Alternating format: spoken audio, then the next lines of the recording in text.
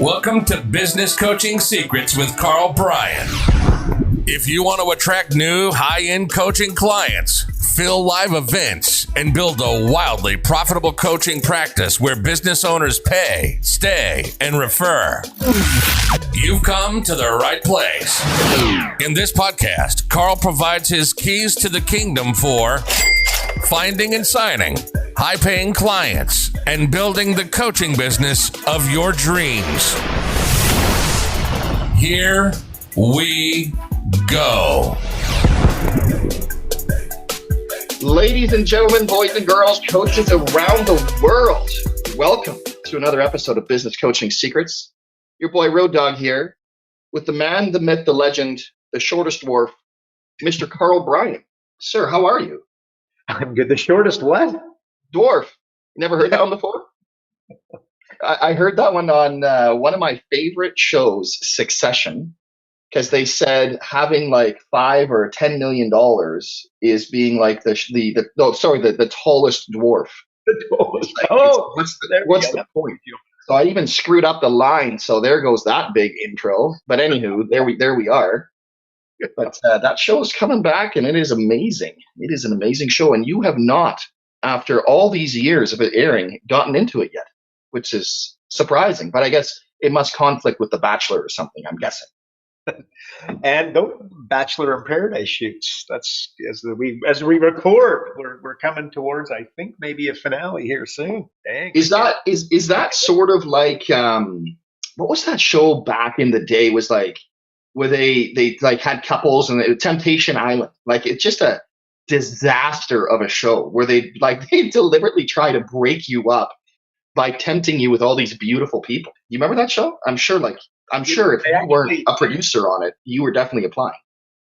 You know what? I've never seen it, got to be honest. But I know, I'm trying to think of who it is, but I know somebody that was on that show. So there you go. I think they had multiple seasons though. So I don't, that's not some claim to fame. But anyways, there you go. Temptation. So that list has to be fairly short because you got to be pretty beautiful to be on that list. So Mikey, sorry, bud. I know it wasn't you.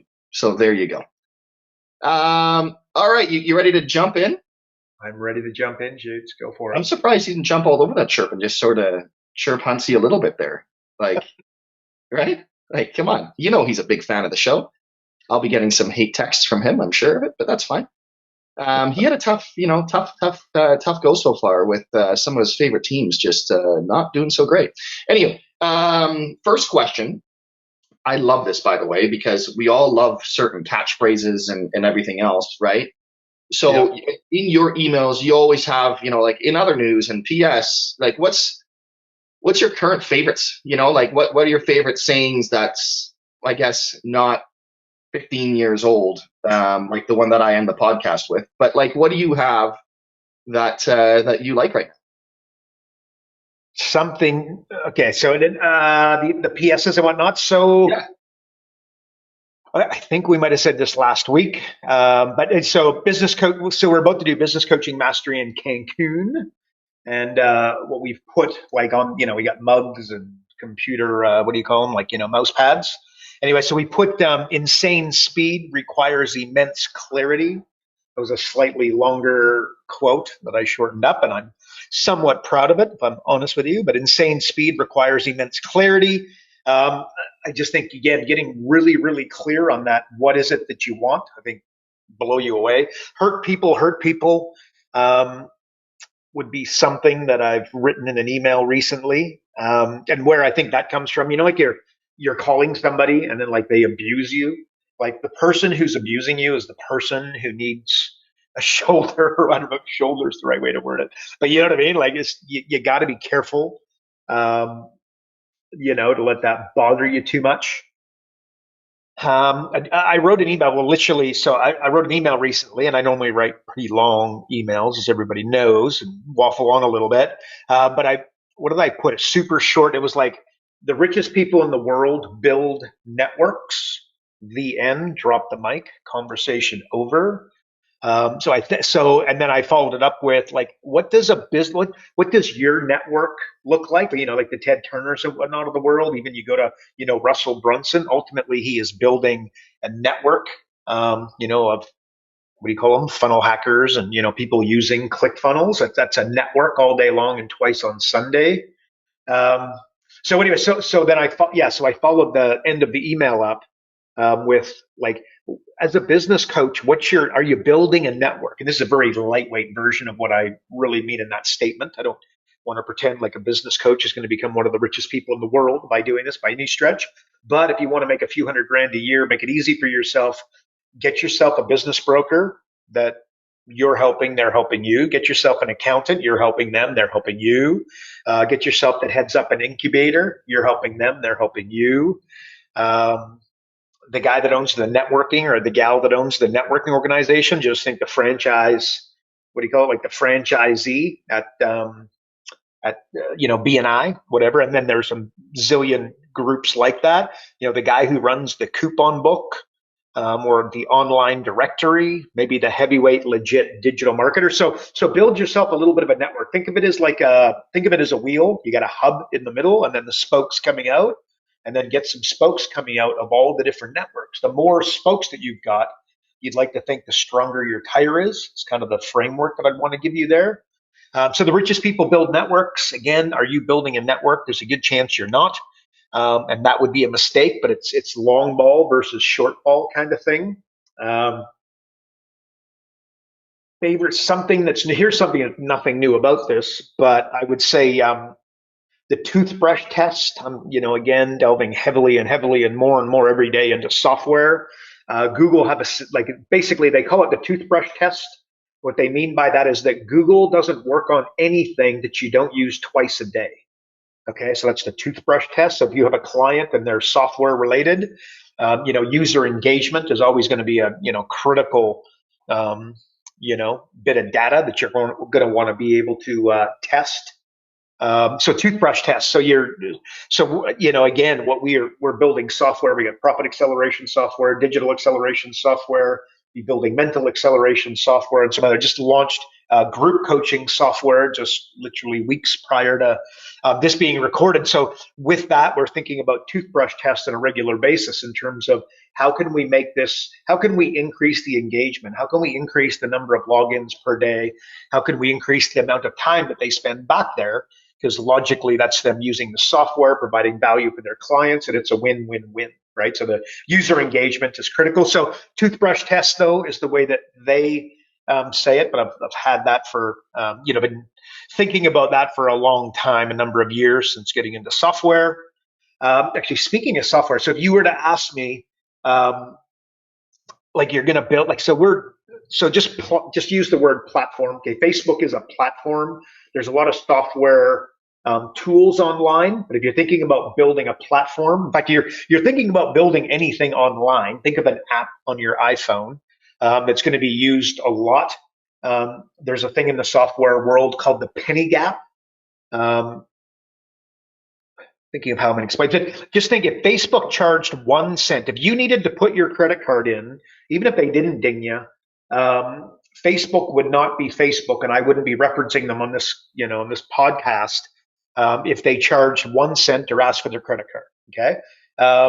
YouTube, the exact same thing. So this thing, the penny gap. In fact, there's a study that was done. I think it's irrationally predictable. A great book, by the way, bit of an internet. It's not so much an internet marketing book, but it's pretty famous in the internet marketing world. They talk about they put Lindt chocolate at, let's call it Chapters or Borders, like a bookstore. People walked up and the chocolate was $1 and they got X sales. They made the chocolate 25 cents. They got X sales. They made the chocolates 1 cent and they got X sales. I can't remember exactly what the dynamics were, but basically 1 cent to 25 cents. And it was the number was exactly the same, right? So in other words, it's a penny gap, right? So if you put 1 penny or 25 pennies or 100 pennies in the way, you get roughly the same engagement, right? So penny gap is, I don't know if it's you asked me for favorite sayings. I don't think that that would make any sense there, but hopefully that provides some value for folks with clients. So with your clients, right? So look, here's a real quick one that can help you with the penny gap. My first ever business coach made 330 grand in his first 6 months as a business coach, not 12 months, but 6 months. Basically owned a networking organization. So thinks B&I, but like his own private dealio. Sat down with him. I asked him this question: what do I buy from you for $10,000? He didn't have an answer. Very seldom do people. You should steal that if you're listening to this. Go to your clients.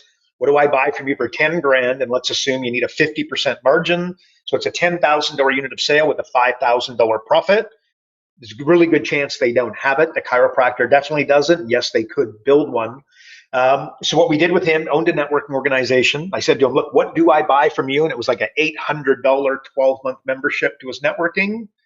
And I said, okay, like $800. That's not a large unit of sale. How much does it cost you to acquire a client? He wasn't, too sure, but we went through some dynamic. But part of what we did is we made his networking free, poured gasoline on his lead generation, right? Foregoing $800, but then immediately what they got is what this stage we call the sales and marketing audit. We would go through their business, took 2 hours, and at the end of it, instead of making an $800 sale, he'd make a $10,000 to $25,000 sale. Okay, so this is what the numbers look like. Like expect 70% of the people not to spend 5 cents with you. They get free networking, and let's debate that they're taking advantage of you. That's not really what's happening. What you're doing is you're pouring gasoline on your lead gen because it's so much easier to get the business owners, but your unit of sale is going to be 10 to 25 grand. So instead of making $800, only like 1 in 10 people need to say yes in order for you to better your numbers that you were previously doing. So that would be an example of a penny gap, right?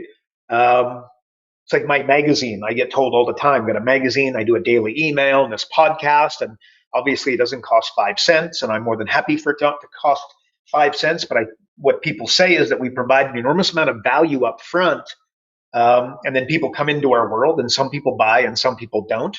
But I like that model, right? So just think about how solid the bottom of the pyramid is, right?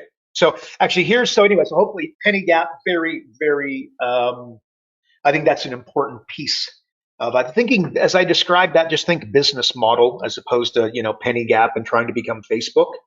But here's what I heard actually recently, Road Dog.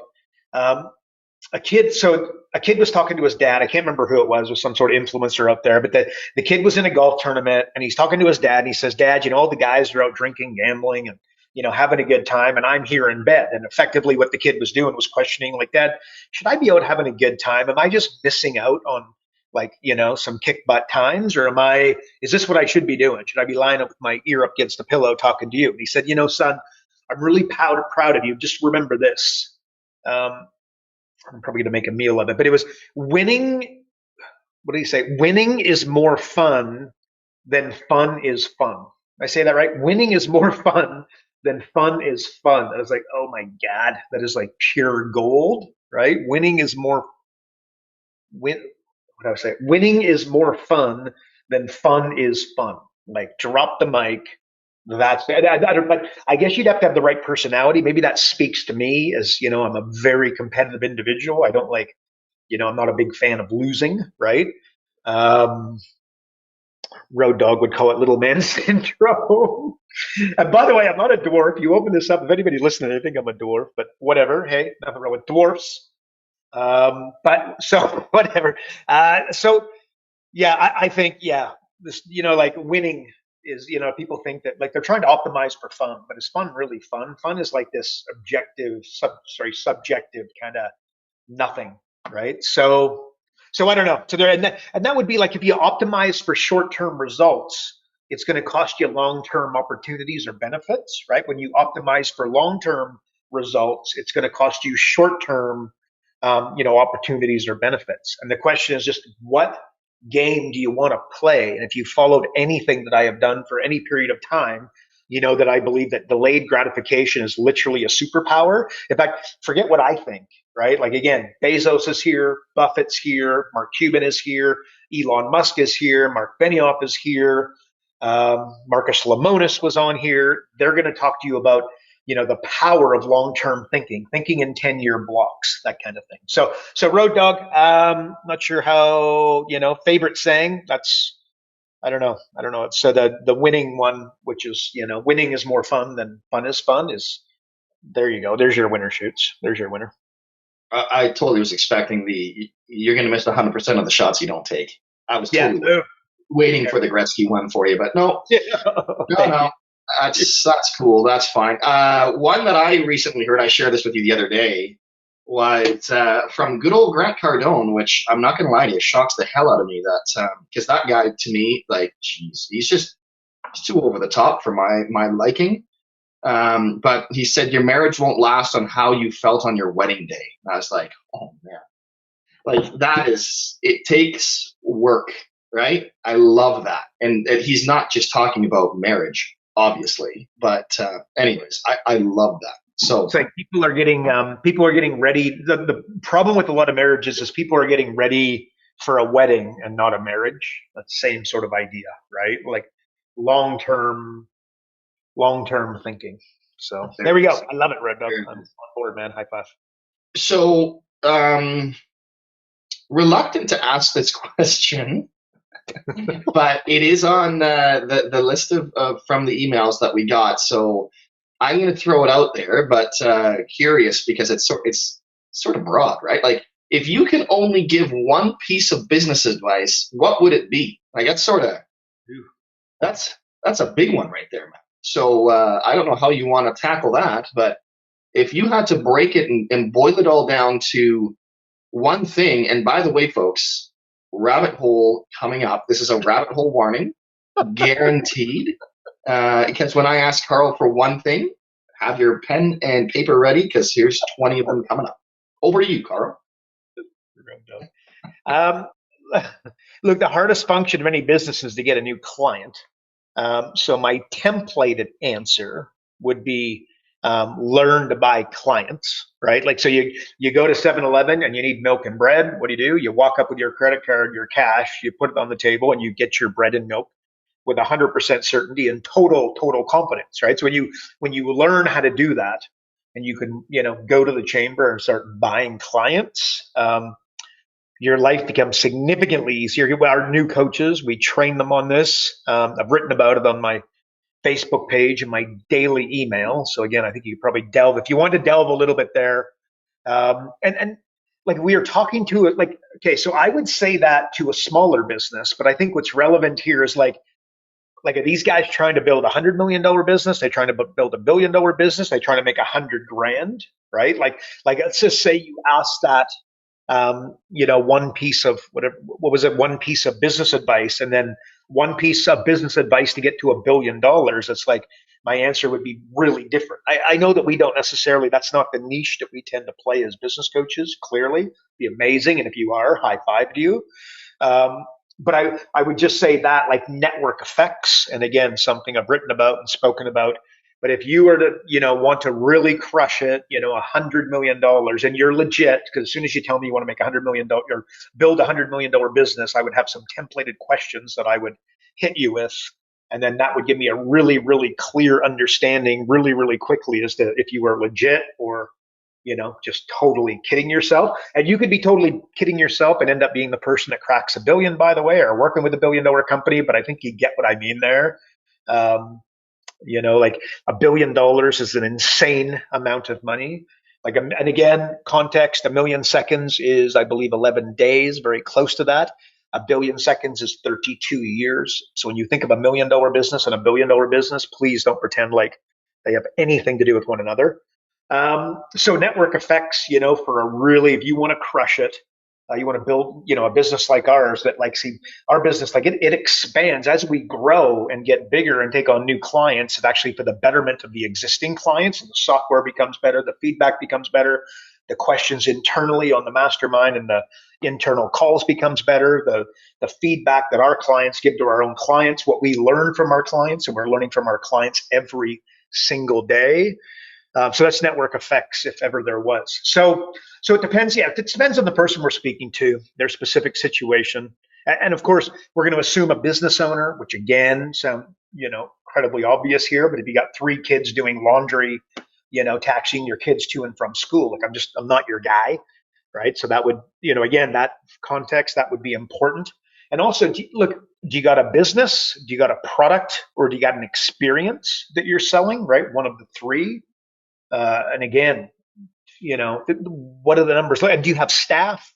And then if you have staff, do you have real staff, like as in a management, or you just got like a salesperson and calling it staff, right? Which yes, that's staff, but no doubt you can see how you have management, and then you've got two salespeople ripping around, and a virtual assistant.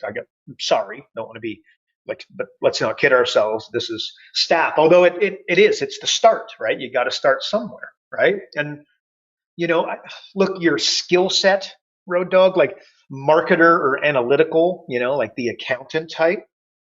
So, like, you got to establish the little red arrow. You are here, and then you need to establish what they want, right? Very important. And again, I've said this 1,000 times, but I'll say it more in the future. Every day I get asked, "Hey, Carl, what do I do?" Or in some form or another, a lot of these questions, it's like, "What do I do?" Always turn it around and say, if you can tell me what you want, what you should do is going to become obvious, right? So smart people, come up with great answers generally, but geniuses and legit geniuses, they search for the right question. It's such a powerful distinction for us mere mortals. So the bottom line, Road Dog, is we do. I know I'm doing exactly what you just said. We're doing a bit of a rabbit hole thing, but it needs context, right? So let's just answer the question. Let's assume an average business owner doing $1 million gross revenues and earnings of 150 grand, right? Nailing it to just one. Hey, they could go back and listen to our podcast, by the way, Shoots. That would be some value. But look, you can get lucky and make it. You can't get lucky and keep it. Kind of feeling like some sayings, like, you know what I mean? Like, think about that. The guy who won the lottery, he's got a new drug and alcohol problem and all the money's gone. That's 80% of the time. If you go to my website, you're going to see a saying that says, if you motivate an idiot, they do stupid things quicker. A U-turn is a significantly better idea than motivation a lot of the time, right? Like, you got to start with education, right? Like, and by the way, normally in the form education, what's that? Form of research on what their competitors are doing, the successful ones, the non-successful ones, maybe speaking to some folks, right?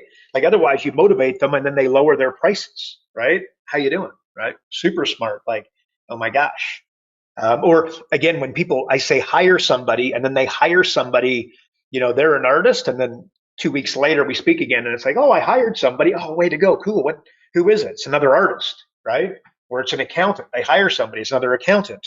What you want to do is if you're an accountant, hire a salesperson. If you're a salesperson, hire an accountant analytical type, right? That's a partnership, right? That's a partnership that has significantly better chance of long-term success. Maybe short-term, it's short versus long-term thinking, right? So you got to partner up with somebody who's got the opposite, the opposite magic of you, right? And then the ultimate competitive advantage. Again, you talk about my emails. I think this is an email. I think the one thing was ultimate competitive advantage. If it wasn't, it was very close. But like, the ability to see the entire playing field, right? Like, you mentioned Gretzky, Road Dog. Like, Gretzky didn't skate to where the puck was. Gretzky's famous for skating where the puck was going, right? So it's like, think of plan. Like, stop coming up with ideas and start coming up with 3, 5, 7, 10-step plans. Replace ideas for you. And of course, I'm speaking to you through you to your small business owner, the chiropractor, the dentist, the butcher, baker, candlestick maker, right? Like, build plans, right? If, it's like, oh, Road Dog, there's like unsuccessful coaches. I'm just in my head, I'm going like, you got a coach that's crushing it, and then you got one that's like not quote unquote crushing it, right? I think you're going to find generally that an unsuccessful coach is they're asking negative context why questions, and then successful coaches are asking positive context how questions, right? So you like how, as in, give me that step, that 1, 3, 7, 10 step process. Like, that's where I'm going with that, right? Like, actually, here's Road Dog. Here's something. You got to introduce me to a business coach, right? And one loses their clients at the 90-day mark, which is ridiculously consistent. If that happens to you, it's overwhelm. There's a really good chance what you're doing is you're expanding your client's to-do list and a better idea will be taking things off their to-do list. Like a real mentor can tell you what not to do. But anyways, like as a framework, um, if you um, if you have clients for like you'll speak to another business coach and they've got clients for literally, I've had people pay our fees for over a decade without a break, not 1 month break in between, right? Got hundreds of people that paid us for over 5 years. We got lots of very, very loyal clients, right? You speak to them, and we speak to them all the time, right? Through, lots of different ways. Um, Here's one that might go, I'm not going to say over your head because that's not what I mean. What I mean, it might not punch you in the forehead the way that it should, but your clients stay long term. Why? Because they like you. I know that, and again, if you're less experienced coach and you're listening to that, you're like, is this guy serious? Like, is this the advice I came for? Here's the mic drop, right? That the clients like me, and I'm telling you, this is your clients stay long term because they like you. You got to build up a friendship. You got to, they come to your house, you come to theirs, and let's not overdo that, right? They can come to your house, and it can be a seminar and a mastermind and maybe a special event, and they're coming through town. But I'm telling you, you want to really think about that. Your clients stay long term in a coaching relationship because they like you. True story, right? Um, and your greatest successes come through other people, right? Like again, we talked about it earlier. Like build your network. And again, you've got a coach, and they're looking for, I guess what am I doing here, Road Dog? I'm kind of searching for like a mic drop kind of moment. Like, the best I can come up with is your clients stay because they like you. But again, like stop looking for answers, like I said earlier, and start looking for questions, right? Why, why did your client cancel? Like we find that coaches, they get started and they lose all their clients at 90 days, and at no time have they gone back and looked at the reasoning behind why. They didn't call the client back and say, look, I get it, you canceled, you're gone. I want to know honestly, please, you're doing me a favor here. And we do this, done this for years, by the way, with our own, like the company and profit acceleration software and everything that we're providing. And you just ask, like, tell me truth. Why did you cancel? I know you're not coming back. I know that's not happening. It's all, or you needed 90 days and I got it. I want to know why. And you're going to find that it's going to be overwhelmed and they didn't have time to get the stuff done, to do. But you really got to like go back and ask that question is what I'm saying. Right. And might not be a skill that you have, but it's something that can be, worked on. And that's like every diet works until 7 p.m., right? Like Road Dog just took me to the supplement store. We spent a record amount of money. I'm pretty sure the guy's eyes were watering, but Road Dog set me up and he's like, I got this creatine and this supplement and this pre-workout and that post-workout. And I got everything, right? And I'm ready to rock and roll. But at the end of the day, like every diet works until 7 p.m. In other words, I got the supplements sitting here. The question is, are they going to get inside my mouth? And is it going to happen for a week or 2 weeks, or is it something that's going to drop off? And I think we all know that, you're going to see me in 6 months, and it will I either will have followed through or I may not have, right? And speaking, so that accusations from a narcissist are usually confessions, right? So I could tell you this one, guys, I could go here, but if you have people who are close to you, right? I don't know, accusations, I think everybody knows what that is, but I got to tell you, look at it as a body of work and look at it like reverse engineer it and have a look. And you might just find that these are, confessions. What else can I say? Like, you know what I mean? Like, that's critically, I think that there's some magic in that, frankly. And I don't know. I'm spitting out, like, I believe that there's value in some of these key short phrases that you're going to, and by the way, you find all of what I've just said, I think, in just some shape or form in my emails, if not pretty much, verbatim. And it's like, actually, okay, so there's a show, The Apprentice, okay, and none other than one Donald J. Trump was in charge of it, right? So put his, I know he's taboo, right? So put your feelings aside for a minute. But on the show Apprentice, I think you could agree, right, that it was a pretty good show. If you're into business, I would recommend that you watched it, right? And many of the people that were on it, like got Cyndi Lauper and you got Dennis Rodman, Meatloaf. Like, these are not exactly astute business people by any stretch of the imagination. I'd say they're more suitable to be working at McDonald's maybe than putting, in charge of managing a major business project and something impressive for, a very successful company. Um, so they got what they got done in record time. Like, there was a children's book, and I can't remember. Like, it was written, it was edited, it was published by Random House in like 72 hours, like in record time, right before the next airing of the show, right? And most people, how do you think? I just finished a book, and how like it takes 2 years for the average bear to get the damn thing done, and they did it in a matter of 72 hours, right? So the question is how. Remember, you ask good questions. Um, okay, so how did they do it? They eliminated all outside distractions. That's the secret of the show that nobody seemed to get. No internet, no TV, no Facebook, Instagram, no shopping on Amazon, no shopping period. They had a deadline, which, by the way, creates intensity, right? So the deadline is critical importance. If they didn't have that, it wouldn't have happened. They were just free of outside distractions.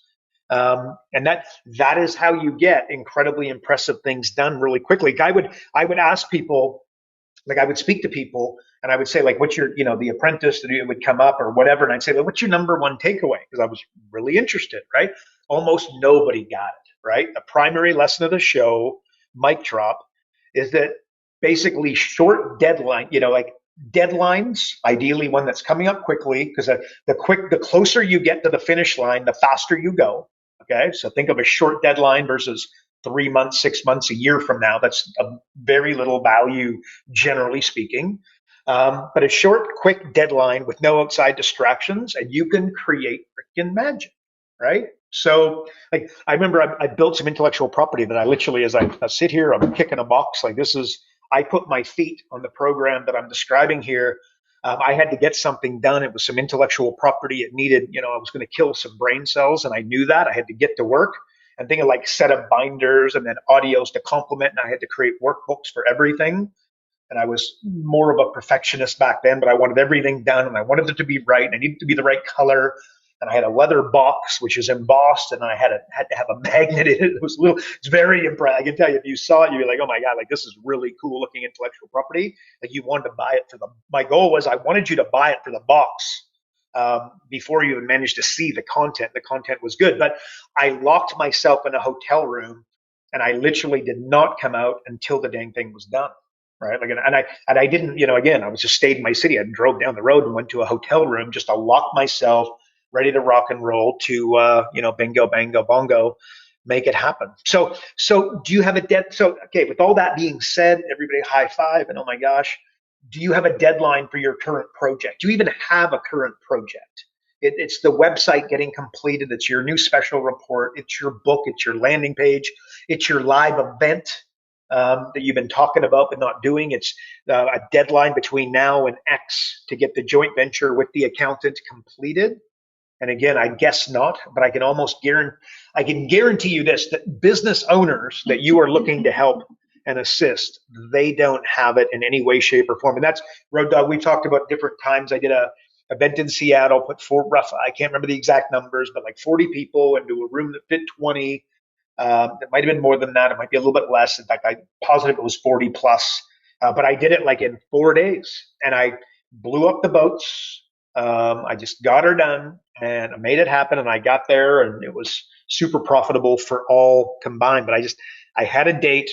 I just dug in. I eliminated all distractions, dialed in, knew what I was doing.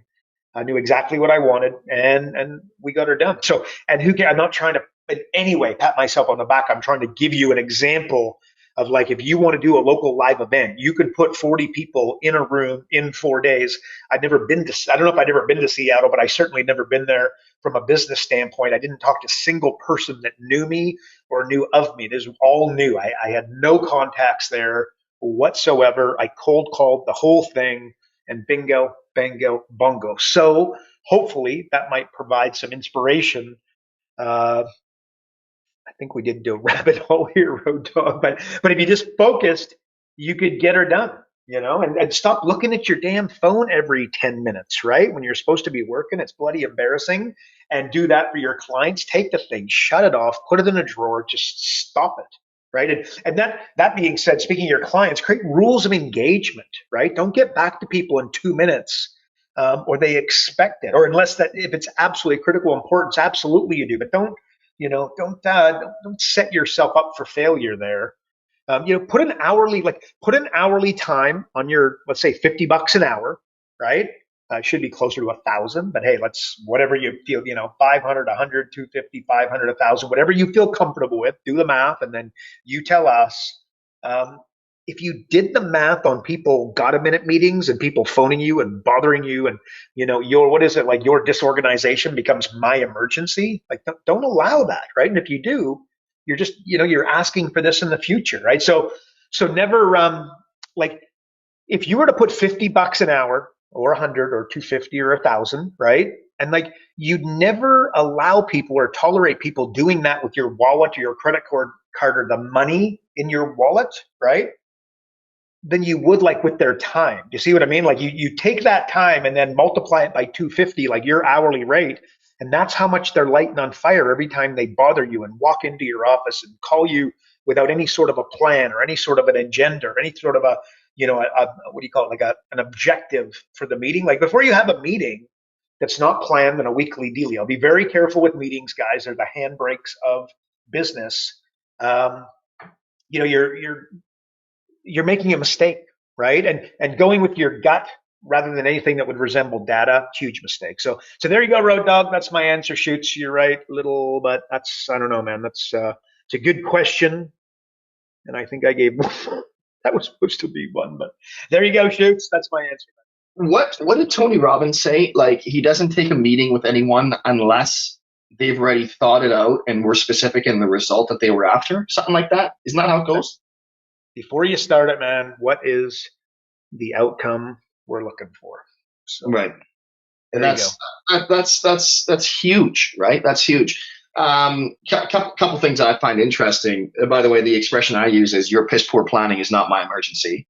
But that's the one that I was raised up on. But it's interesting because I know that Seattle event that you're talking about, and I know the other party involved, who shall go nameless. As fun as it is, dude, like, we could chirp and that'd be beautiful. But what do you say to people? Because, you always hear these excuses. They are excuses. Let's not sugarcoat it. Well, I'm too close to the event. The event is 2 days from now, 3 days from now. The event is tomorrow. The event is this afternoon. Like, there's always a reason to not make the call. Don't you think that that's just wordsmithing? First of all, reasons come first, answers come second, right? You gotta book it. That's why you gotta, again, example, Greg, one of our clients, crushing it.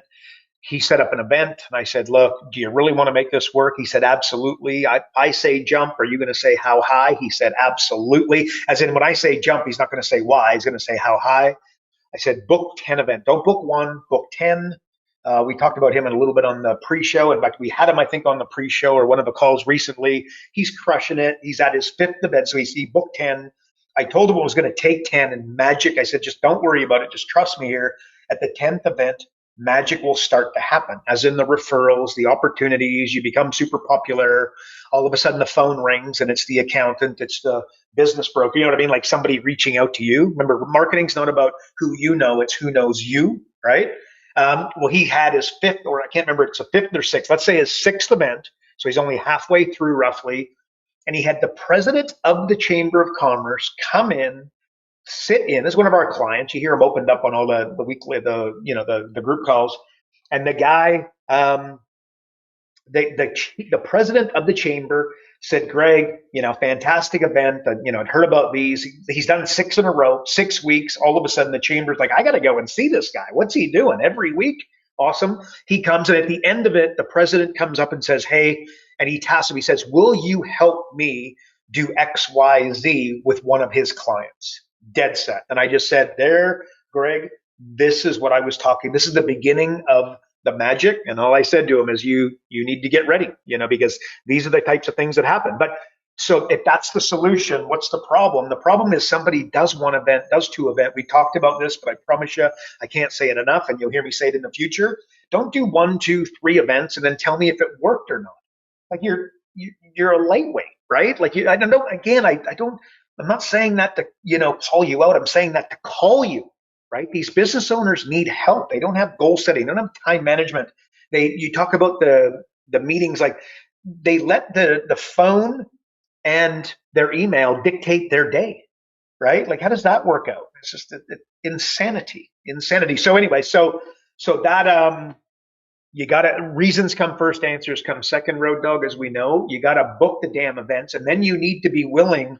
Don't do your best, right? The gal who 2 days before is scrambling because nobody's coming, and then of course they cancel it because they're not willing, because their ego is too big for them, for their business.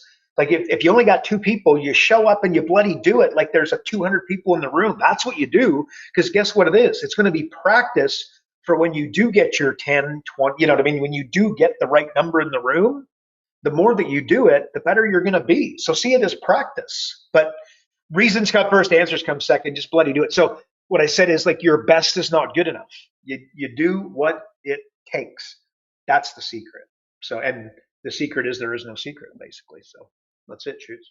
Which is also your favorite book and or movie as well, The Secret. If you guys want, get your autographed copy from Karl Bryan of The Secret, his favorite book of all time. Totally joking there. I don't want anyone to ever actually think that you actually believe in that. Hey, listen, you know how they say insanity is kind of asking the same question again and again and again, expecting a different result. But Karl, can you close us out with giving our listeners one thing they can implement and start doing from today's podcast? One thing. Focus. I just want you to think of a certain TV show, which may or may not trigger you. If it triggers you, you got some other questions to ask yourself, possibly, because it's a bloody good. So it's a good show that you should learn from. And that was by putting a short, like a soon deadline in front of you, right? It's going to bring intensity that you need. Like when I put 40 people into a room that fit 20 in 4 days, I promise you there was a level of intensity when I was speaking to people, when I was getting them jacked up. Like I wasn't doing my best when I was speaking to somebody, hoping that they might want to call or might show up. You know what I mean?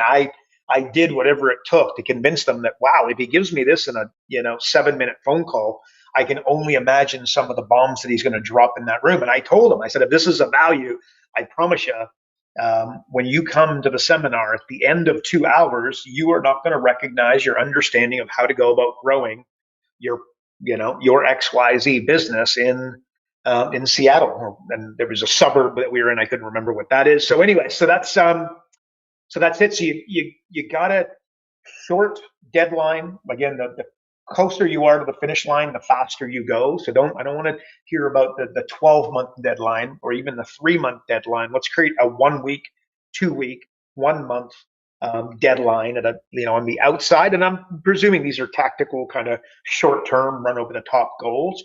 If you're crushing it and you're already doing $2 million a year with your business coaching, that might not be the best advice that I could provide you, right? It would be more long-term thinking, but I'm talking about somebody trying to get it going, get the momentum, get the rubber up against the road and start cranking. That's what I would say, is create that deadline. Oh, and then most importantly, the X factor of the show is they took people, no internet, no TV, no shopping, no this, no that. Focus. Most people think of focus. Oh, I got to get focused. No. Okay. Way better way of thinking about it is eliminate distractions, starting with what's probably in your hand right now, the darn phone, right? The TV, the email. Shut your emails. If you're on Gmail, shut it down. Like you don't need to sit there. You don't need to have your emails open all day. I promise you, it is distracting the heck out of you. Right. And then that goes for Facebook and the private messages, right? And on all the other platforms, Instagram and Lord knows, Snapchat and whatever else, like notifications on your phone. Oh no, please stop. No notifications. I don't care who texts you, whatever. Believe me, if the building is burning, somebody's going to call you, somebody's going to get your attention, right? You got to focus is about eliminating distractions more than it is focus. So Road Dog, that's what I'm going to say. I'm going to say, just what you could accomplish in 72 hours could literally blow your mind. Like dead, and I've seen it time and time again, as have you, Road Dog. It's mind-boggling. So that's my challenge. And an example, and by the way, so let's go further. So somebody's like, hey, I love it. I'm in. I'm doing it. I just don't know what it is. Call the chamber or the yacht club or the golf course or your high-end place, book a venue, order some breakfast, do it at roughly 7 a.m., make sure that parking and traffic are not going to be an issue, 7 o'clock, and do an event with 4 to 10 people. And by the way, we have a program, if you're not with us, Live Event Mastery, where you can literally do this falling off a bloody log. And accept that only 2 people might show up, but don't let your ego get in the way. Continue to do the event, and do a live event, and book it from 7 at the outside 14 days from today. As you listen to this, ideally 7, and just eliminate all distractions and just do that and see what you can come up with. And then you do one and it might go super poorly. Guess what? Do another one, and then do another one, and then do another one, right? Remember, I didn't say magic happens in 1, 2, 3 events. It happens in 10 events. And it happened for Greg in 6, by the way. It might even be 5. But it's, let's assume for you guys, it's going to be 10. Just get them done. Don't do your best. Do what it takes. So there you go, Shoots. That's kind of focus in a roundabout way. But so the whole falling off a log thing, you know what? It's like you are my Patrick Swayze to my Jennifer Grey. You know what I mean? Like, this is Dirty. Remember Dirty Dancing? They did the whole scene on the log and all that stuff. That's every time you say falling off a log. It's a great movie, right? Is this what you're picturing over there, weirdo? Like what I'm talking about? This is Dirty Dancing? I love that you're calling me a weirdo. It's beautiful. It's beautiful. All right. By the way, I'm glad that when I said repeating the same thing over and over is insanity, it was like COVID coming for you, and then you sat down and it just missed you completely. Like, it was amazing. Anyways, everybody, thanks for tuning in to another episode of Business Coaching Secrets with the man on top of the hill, the king himself, King Karl. And if you're not on the inside and getting access to the pre-show, or you aren't getting those daily emails that he always references, like really, like a lot, wouldn't we all agree? Like, he mentions these a lot. It's almost like it's an insecurity. Please subscribe. Clearly, he needs it. If you aren't getting those, they are money in the bank, folks. They really are. Get those emails. Get on that list. Go to focus.com and subscribe to the podcast, to the email, to the whatever. What else do you have? Like, you got so much stuff going on, I can't even keep up. And again, if you enjoyed the podcast, please share with a fellow coach or someone that you think might make a great coach. Again, someone that's a great salesperson or just a highly motivated type. And of course, as always, we'd appreciate if you'd rate this episode, as we know that iTunes, Spotify, and all the other streaming services give an insane amount of weight towards reviews. So please leave us a review if you like what you heard. And that is it for another week. I cannot believe I got my sick butt through this podcast. But hey, remember, folks, progress equals happiness. Take care, everybody. Karl Bryan built Profit Acceleration Software 2.0 to train business coaches how to find any small business owner more than $100,000 in 45 minutes without them spending an extra dollar on marketing or advertising. This becomes a business coach's superpower. So as a business coach, you'll never again have to worry about working with business owners that can't afford your high-end coaching fees. Check us out at focused.com.